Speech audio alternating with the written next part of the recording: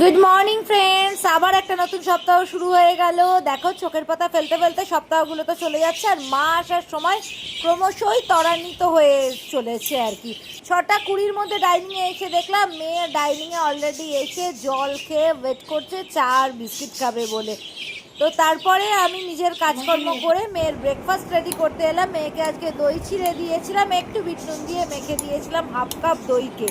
কিন্তু মেয়েকে যখন খাবারটা দিতে গিয়ে ওর ভিডিওটা একটুখানি ওর মুখটা দেখালাম, এমন কটমটো করে তাকালো যে মা হয়ে একটু ভয় পেয়ে ছুটতে চলে এলাম ওর টিফিন রেডি করতে। আজকে টিফিনে ওকে দিয়েছিলাম একটা রুটি, চলচা, কালো জিরে, কাঁচা লঙ্কা ফোড়ন আর একটু পেঁয়াজ ভেজে দিয়ে কয়েকটা পটল একটু নাড়াচাড়া করে দিয়েছিলাম, লঙ্কার গুঁড়ো আর হলুদ, সঙ্গে 1 বোতল জল দিয়েছি। তোর এখনো ঈশ্বর সেবা হলো না? আরে কখন বেরোবো? দেখ তো ঘড়িতে কটা বাজে, 10টা বেজে গেল, তুই এখনো নুকুর নুকুর করছিস। এই জন্য আমি তোকে নিয়ে বেরোতে চাই না। বাবা, তুই আমায় 10টা মিনিট দে, আমি 10টায় বলেছিলিস তো, আমি 10টা 10-এর মধ্যে রেডি হয়ে বেরোচ্ছি। তুই রাখ এখন, রাখ। দূর ব্যাং।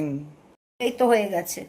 এই দেখো, এই শাড়িটার সঙ্গে না একটা ইতিহাস জড়িত। বিয়ের পর প্রথম এই শাড়িটার কাছ থেকে ফেরার সময় একটা গড়িয়াহাটের একটা খুব নাম করা বুটিক থেকে কিনে দিয়েছিল। গেস করে বলে দেখি কোন বুটিক?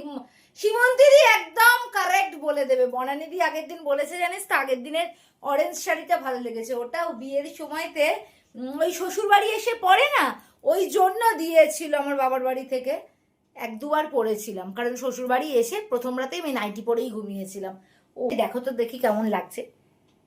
লিপস্টিকের শেড জিজ্ঞাসা করো না, টুপিবাজি শেড, 3-4টে শেড মিলিয়ে পরেছি। ভাল লাগছে কালারটা?